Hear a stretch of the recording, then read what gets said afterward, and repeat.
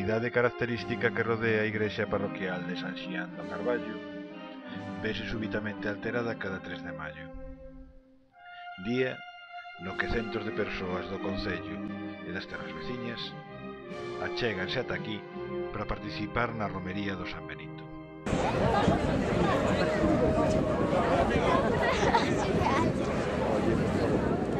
Semella que o home necesita dunha serie de ideas e conviccións que lle dean sentido á súa vida e lle permitan atopar un lugar no universo.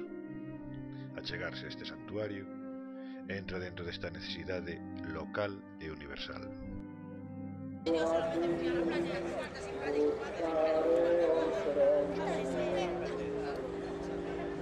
A primeiras horas da mañá, ao redor da igrexa, instálanse postos onde poder mercar esvotos, candeas e diferentes imaxes, escapularios e demais elementos rituais. No tocante ao lado profano da celebración, aparecen as churreiras e as rosquilleiras. E mentres, van facendo os primeiros preparativos os da orquestra contratada para a festa. A partir das 10 da mañá, dinse misas cada hora, sendo a máis importante a da 1. Hai quen, previa adquisición dunha candea da altura dunha persoa, asiste a misa con este cirio aceso.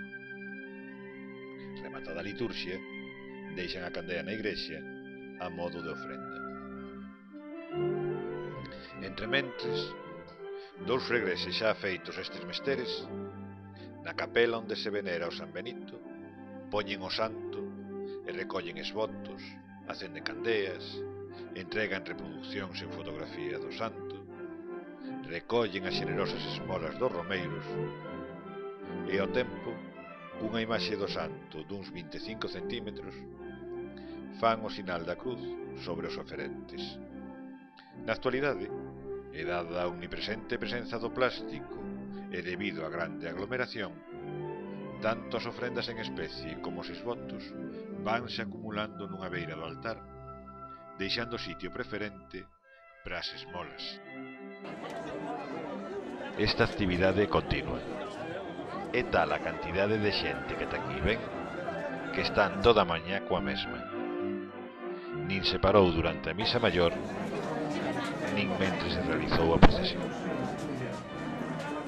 Moitos dos que imploran a protección do San Benito aproveitan e ao pasaren polo pé do santo pásanlle un pano pola túnica ou pola peaña para despois pasalo pola cara como medida protectora.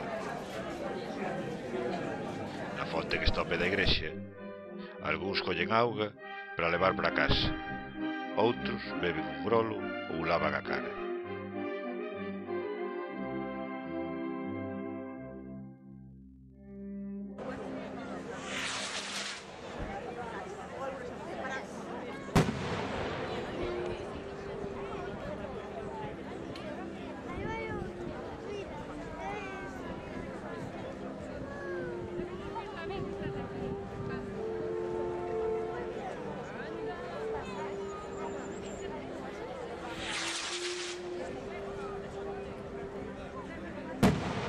Rematada a misa maior, iníciase unha procesión, encabezada polo pendón da parroquia e as imaxes das virxes, seguidas polo San Roque e o San Benito de Palermo.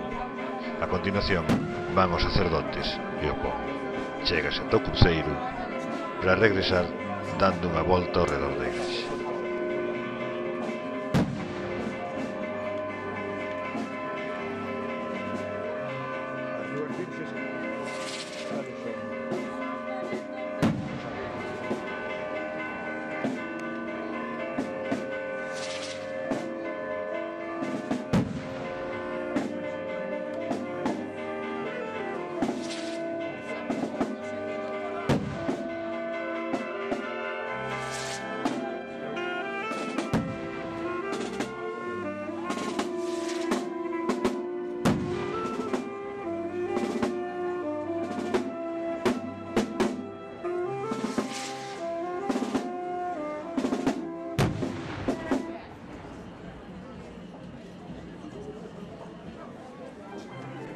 seguinte e o domingo da Poxa.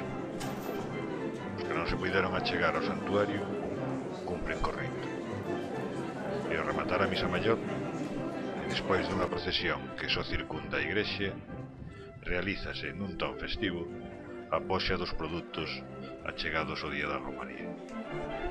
Queixos, uñas, cacheiras, ovos, son postos a disposición do que fai a mellor oferta, entre as chanzas dos copeciños.